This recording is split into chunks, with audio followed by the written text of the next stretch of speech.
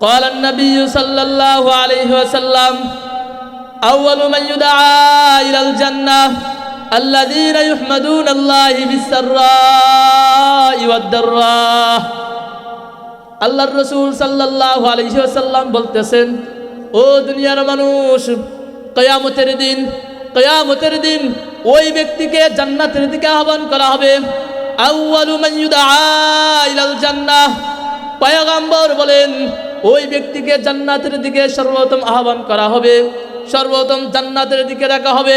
মালিক বলবেন, কই দুনিয়ার ওই সমস্ত মানুষ কোথায় যারা দুনিয়ার জমিনের মধ্যে বসবাস করে, দুনিয়ার হাইসিয়তের মধ্যে বসবাস করে একমাত্র আমি রবের শুকরিয়া আদায় করছ।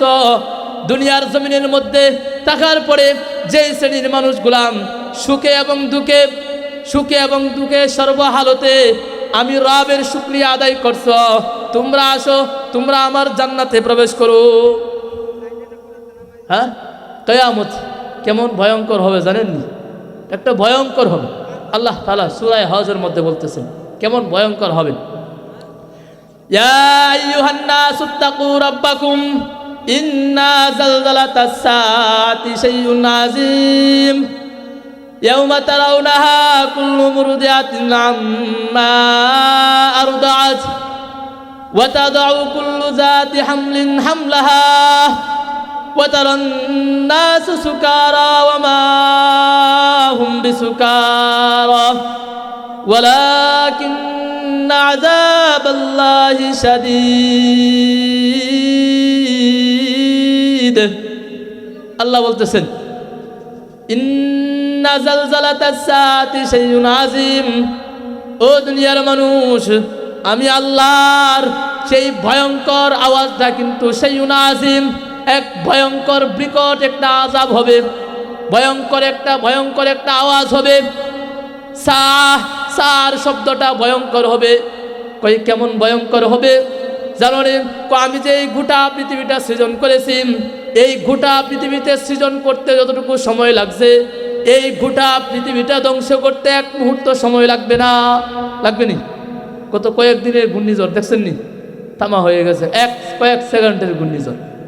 আল্লাহ বলতেছেন এটাই, ইজা আরাদা শাইআন আইয়াকুল লাহু কুন ফায়াকুন, আমি রব যখন কোনো কিছুর ইচ্ছা করব, আমি রব যখন কোনো কিছুর আরাধা পোষণ করব, তখন কোন শব্দটা বলবো? হয়ে যা, তৎক্ষণাৎ সাথে সাথে হয়ে যাবে। আল্লাহ বলতেছেন, এ দুনিয়ার মানুষ, তোমরা যে জমিন সুন্দর করে সাজাইলাম, এই জমিন যে সুন্দর করে গুছাইলাম, মনে রাখো আমি আল্লাহর যখন আজালুম মুসাম্মা, নির্ধারিত সময় যখন চলে আসবে, আসার পরেই ইসরাফিল আলাইহিস সালাম সিংহা নিয়ে দাঁড়ায় রয়েছে। যখন ইসরাফিল আলাইহিস সালাম আমায় আল্লাহর পক্ষ থেকে যখন ঘোষণা আসবে, আমি আল্লাহর পক্ষ থেকে যখন হুকুম আসবে, এ ইসরাফিল তুমি তোমার সিংহা বাজাও। ইসরাফিল আলাইহিস সালাতু ওয়াস সালাম যখন উনার ফুৎকার দিবে, সিংহায় যখন ফুৎকার দিবে, নাফহাতুল ওয়াহিদা, একটা মাত্র ফুৎকার দিবে, আর একটা ফুৎকারের মাধ্যমে তামাম দুনিয়াটা মুহূর্তের মধ্যে তামা হয়ে যাবে। একটা ফুৎকার, এই ফুৎকারের কথা আল্লাহ বলতেছেন কেমন হবে।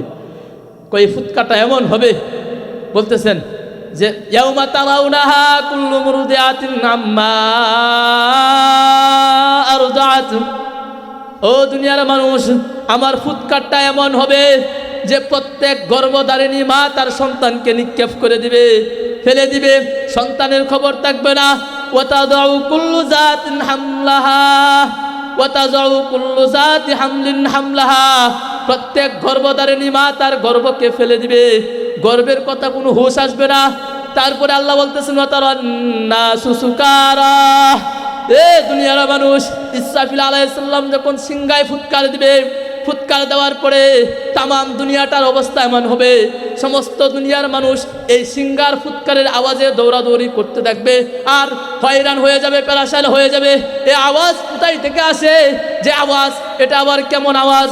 যে আওয়াজে গোটা বিশ্বের মানুষগুলা হেলে দুইলা পড়তেছে, পাহাড়গুলা উড়ে যাইতেছে, গাছগাছালি উড়ে যাইতেছে, আসমানগুলা জমিনের মধ্যে ভেঙে পড়তেছে। এই আওয়াজটা আসতেছে কোথায় থেকে আসতেছে? বিকট আওয়াজ। আল্লাহ বলতেছেন, ওয়াতারান নাসু সুকারা ওয়া মা হুম বিসুকারা, ও দুনিয়ার মানুষ, সমস্ত মানুষকে দেখবা সুকারা, নেশাগ্রস্ত অবস্থায় দেখবা পাগলের মতো দৌড়াদৌড়ি করতেছে। আল্লাহ বলতেছেন ওয়ামা হুম বিসুকারা, কিন্তু প্রকৃতপক্ষে এরা কিনা নেশাগ্রস্ত না, এরা কোনো নেশা পান করে নাই, এরা কোনো মদ পান করে নাই। সবাই দৌড়াদৌড়ি করবে। এই প্রচণ্ড আওয়াজ কোথায় থেকে আসতেছে? এই ভূমিকম্প নামক এই বিকট আওয়াজ কোথায় থেকে আসতেছে? জমিনগুলা তো শেষ হয়ে যাইতেছে, আমার রমিন তামসা সব শেষ হয়ে যাইতেছে। নেশার মতো দৌড়াদৌড়ি করতে দেখবে। তারপরে আল্লাহ সর্বশেষ বলতেছেন ওয়ালা কিন্না আযাবাল্লাহি শাদীদ। দুনিয়ার মানুষ মনে রাখো, দুনিয়ার মধ্যে যে তুমি আরাম আয়াস করতেছো, দুনিয়ার মধ্যে যে তুমি ফুর্তি করতেছো, দুনিয়ার মধ্যে যে সব কিছু করতেছো, মনে রাখো ওয়ালাকিন্না আযাবাল্লাহি শাদীদ, আমি আল্লাহর আযাব কিন্তু বড় ভয়ঙ্কর হবে। আল্লাহ বলছেন শাদীদ, আমি আল্লাহর আযাব বড় ভয়ঙ্কর হবে। আল্লাহ বলতেছেন যে মরার পরে মানুষ আফসোস করবে, কিন্তু আফসোস করলেও লাভ হবে না, লাভ হবে। আল্লাহ বলবেন যে বান্দা কোরআন এই কথা বলতেছেন যে আয় আল্লাহ, যখন একটা বান্দা আল্লাহ না করুক, যখন একটা বান্দা জাহান্নামী হয়ে যাবে, জাহান্নামী হয়ে যাওয়ার পরে যখন জাহান্নামের বিশাল শাস্তি যখন তার মাঝখানে চলে আসবে, আসার পরে ওই বান্দা আল্লাহর কাছে আরজি করবে আয় আল্লাহ, একটা মুহূর্ত বার যদি আমার সময় দিতা দুনিয়ার জমিনের মধ্যে ফিরে যাওয়ার জন্য, এক মুহূর্ত যদি আমাকে সময় দিতাম, এক মুহূর্তের জন্য যদি আমাকে সময় দিতেন, তাহলে আমি জমিনের মধ্যে এমনভাবে কপাল ঝুঁকাইতাম, আপনার জন্য জমিনের মধ্যে এমনভাবে কপাল ঝুঁকাইতাম, সাজদায় পড়ে যাইতাম, আর কখনো মাথা উঠাইতাম না। আয় আল্লাহ, আর একটা মুহূর্ত যদি আমাকে সময় দিতাম, জাহান্নামীর প্রত্যেকটা ব্যক্তি চিৎকার করে বলবে আয় আল্লাহ, একটা মুহূর্তের জন্য যদি আমার সময় দিতা, আমার দুনিয়াতে যা আছে স্ত্রী সন্তান বাল বাচ্চা সব কিছুকে এক সাইডে রাইখা তোমার ঘর বাইতুল্লাহর মধ্যে পড়ে যাইতাম, আর কখনো লড়তাম না। আমি তো জানতাম না, আমি তো বুঝতাম না তোমার জাহান্নামের আগুন এত ভয়ঙ্কর হবে, আমি কখনো বুঝতাম না, আমি কখনো জানতাম না। আয় আল্লাহ, এখন তো দেখতেছে এই অন্ধকারহীন কবরের মধ্যে আমার সন্তান আমাকে রেখে চলে গিয়েছে, আমার পরিবার আমার জন্য আমাকে রেখে চলে গিয়েছে, অথচ না এই সন্তানের জন্য আমি ফজরের নামাজ কাজা করেছি, এই স্ত্রীকে ভরণ পোষণ দেওয়ার জন্য আমি জোহরের নামাজ কাজা করেছি, এই পরিবারকে ভরণ পোষণ দেওয়ার জন্য আমি আসরের নামাজ কাজা করেছি, গোটা পরিবারকে দেখশন করার জন্য আমি মাগরিবের নামাজ কাজা করেছি, পরিবারের জন্য বাজার থেকে তরি তরকারি নিয়ে আসার জন্য আমি আসরের নামাজ কাজা করেছি। কিন্তু এই পরিবারের জন্য যে আমি আমার জীবনটাকে নষ্ট করলাম, এই পরিবারের জন্য যে আমি আমার জীবনটাকে ফেদা করলাম, কিন্তু কই আজকে তো যারা আমাকে কবরে রাইখা সাদা কাফনের ভিতরে ভৈরা চকলেটের মতো বানায়া এই কনকনে ঠান্ডা শীতের মধ্যে যেই জায়গায় কোনো বাতি নাই, যে জায়গায় কোনো ঘর নাই, যে জায়গায় কোনো বিছানা নাই, যে জায়গায় আমি জীবনে কোনোদিন শুই নাই, এই কবরের ভিতরে ঢুকায় সন্তান চলে আইতেছে। সন্তান যায়, হ্যাঁ, সন্তান কি সাথে যায়? হ্যাঁ, আল্লাহ রসুল এই কথাটা আজ থেকে 1450 বছর আগে বলে দিচ্ছেন। কি বলছেন? নবী সাল্লাল্লাহু আলাইহি ওয়াসাল্লাম ইয়াতবাউ মাইয়িতা সালাস, ইয়াতবাউ আহলুহু ওয়া মালুহু ওয়া আমালুহু। পয়গম্বর বলেন একটা মানুষ যখন মারা যায়, মারা যাওয়ার পরে 3টা জিনিস তার অনুসরণ করে। আমার আলোচনা এটাই। আল্লাহ আমি খুতবার মধ্যে বলেছিলাম পরিচিত একটা আয়াত, কুল্লু নাফসিন যায়িকাতুল মাউত সুম্মা ইলাইনা তুরজাউন, প্রত্যেকটা প্রাণী মৃত্যুর স্বাদ আস্বাদন গ্রহণ করবে। এই জমিনের মধ্যে যত ধরনের প্রাণ আছে সবাই কিন্তু একদিন না একদিন জমিনের নিচে চলে যাইবে। তো রসুল বলতেছেন ইয়াতবাউ মাইয়িতা সালাস, ইয়াতবাহু আহলুহু ওয়া মালুহু ওয়া আমালুহু। পয়গম্বর বলতেছেন একজন মাইয়তের 3টা জিনিস অনুসরণ করে। কয়টা জিনিস? 3টা জিনিস অনুসরণ করে। 1 নম্বর আহলুহু, তার পরিবার, 2 নম্বর মালুহু, তার সম্পদ, 3 নম্বর হলো ওয়া আমালুহু, তার আমল। এত কষ্ট করে যে পরিবারের জন্য, যে ফ্যামিলির জন্য আমি সময়টা দিলাম, আরে যে সন্তানের জন্য আমি মাঠের মধ্যে পুরা শ্রম দিয়ে দিলাম, আমি যখন মারা যাইব, আমি যখন এই শীতের দিন, ঠান্ডা কনকনে শীতের দিন যখন আমি এশারের নামাজ না পড়া যখন আমি বিছানার মধ্যে শুইব, শোয়ার পরে আমার সন্তান ঠিকই বিদেশি একটা কম্বল আমার গায়ে দিবে, আমার মাথার নিচে একটা শিমুল তুলার বালিশ দিবে, দেওয়ার পরে বলবে বাজান আপনি ঘুমান, কিন্তু দোস্ত ঘুমানোর পরে যখন আজরাইল আইসা আমার প্রাণবায়ু নিয়ে যাইবে, নিয়ে যাওয়ার পরে যখন আমার রূহ চলে যাবে, দম যখন চলে যাবে, চলে যাওয়ার পরে এই সন্তান আপনার সাথে গাদ্দারি করবে। কিভাবে? যখন নিশ্চিত হবে যে আমার পিতা চলে গেছে, যখন পরিপূর্ণভাবে নিশ্চিত হবে আমার পিতা নাই, দুনিয়া থেকে চলে গেছে, এবার কি করবে জানেন? এবার আপনার সন্তানটাই আপনার মাথার নিচ থেকে আরামের তুলতুলো যে বালিশটা ছিল বালিশটা সরাইয়া দিবে। সরাই কিনা? সন্তান বুঝাইতেছে যে বাসান এখন এই বালিশের নিচে তোমার মাথা দেওয়ার যোগ্যতা আর নাই। আপনার পরনের মধ্যে যে সন্তান ঘুমানোর আগে বিদেশি কম্বল দিয়ে দিছেন, সুন্দর দামি হাই কোয়ালিটির কম্বল দিয়ে দিছেন, সেই সন্তান কম্বলটা মুহূর্তের মধ্যে সরাইয়া দিবে। যে কম্বল সরাও, এই কম্বল পরানোর মতো যোগ্যতা আর রাখে নাই, শেষ। এখন কি পরাইব? কই একবারে কম দামি একটা চাদর উপরে দেয়া দাও স্যাম্পল হিসাবে, এই কম্বল আর দেয় না কি কম্বল? হ্যাঁ, দেয় না। এই মেসেজগুলা কি একটু বিবেক নাড়া দেয় না? বিবেক নাড়া দেয় না?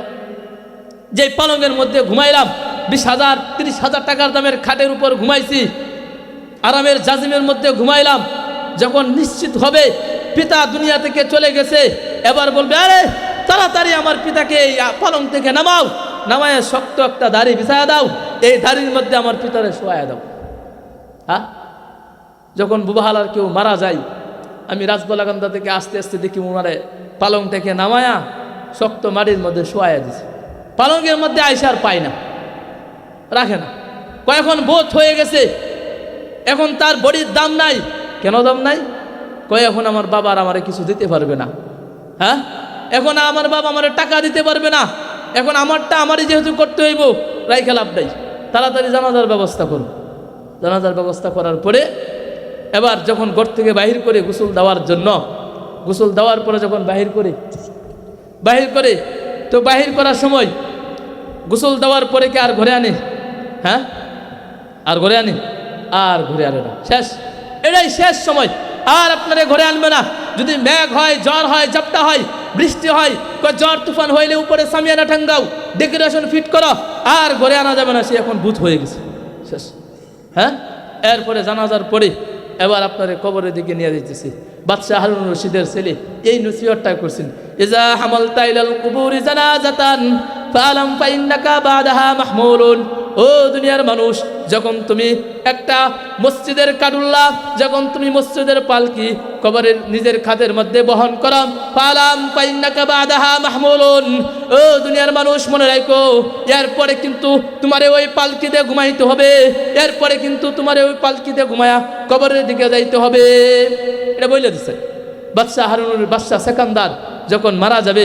বাদশাহ সেকান্দার মারা যাওয়ার পরে বাদশাহ সেকান্দার এবার বলতেছে যে আমার একটা ওসিয়ত আমি শেষ করে দিচ্ছি, আমার একটা ওসিয়ত যে আমি যখন মারা যাইব, মারা যাওয়ার পরে যখন আমার মসজিদের পালকি যখন কাঁধের উপর চড়াইবা, চড়ানোর পরে যখন আমি বাদশাহ সেকান্দারকে যখন কবরের দিকে নেওয়া যাইবা, তো নেওয়া যাওয়ার পরে আমি বাদশাহ সেকান্দারের হাতটা কাফন থেকে বাহির করে দিব।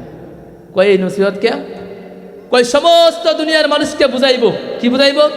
যে দুনিয়ার মানুষ, তোমরা দেখো আমি বাদশাহ সেকান্দারের গাড়ি ছিল, বাড়ি ছিল, নারী ছিল, অর্থ সম্পদ, টাকা পয়সা, ব্যাংক ব্যালেন্স, ভবন, মানে দুনিয়ার জগতে আমি রাজত্ব করতে গিয়ে আমার যা যা লাগে সব আল্লাহ তাআলা আমাকে দিয়েছেন। কিন্তু এখন আমি বাদশাহ সিকান্দার, এত কিছু টাকার পরেও, সব কিছু টাকার পরেও আমি বাদশাহ সিকান্দার সব কিছুকে এক সাইডে রেখে এখন আমি বাদশাহ সিকান্দার খালি হাতে ঢুকতেছি।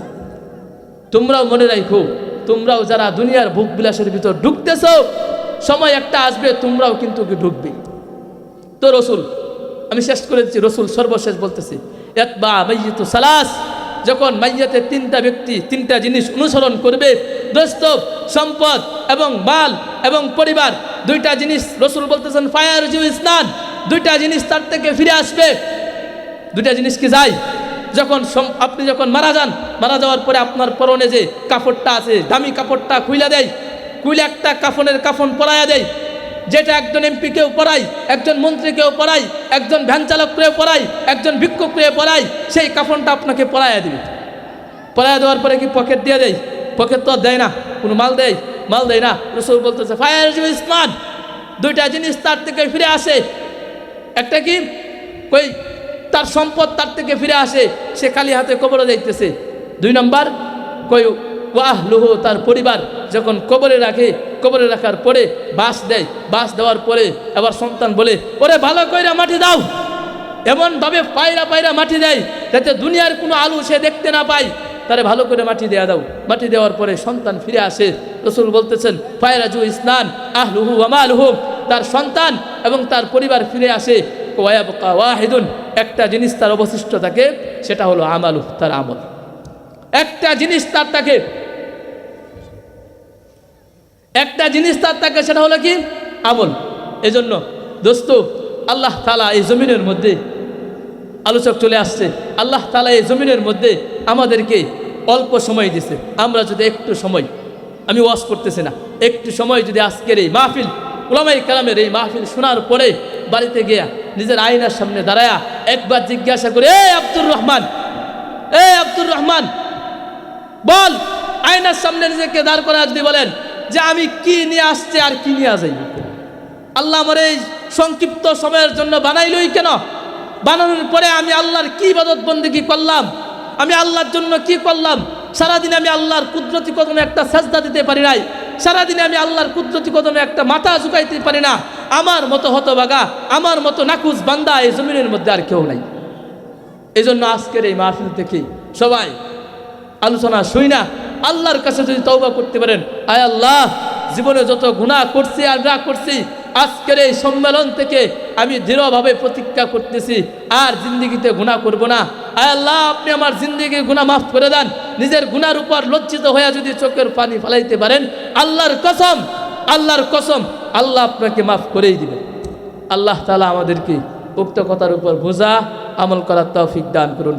আমিন ওয়া আখিরু দাওয়ানা আলহামদুলিল্লাহি রাব্বিল আলামিন।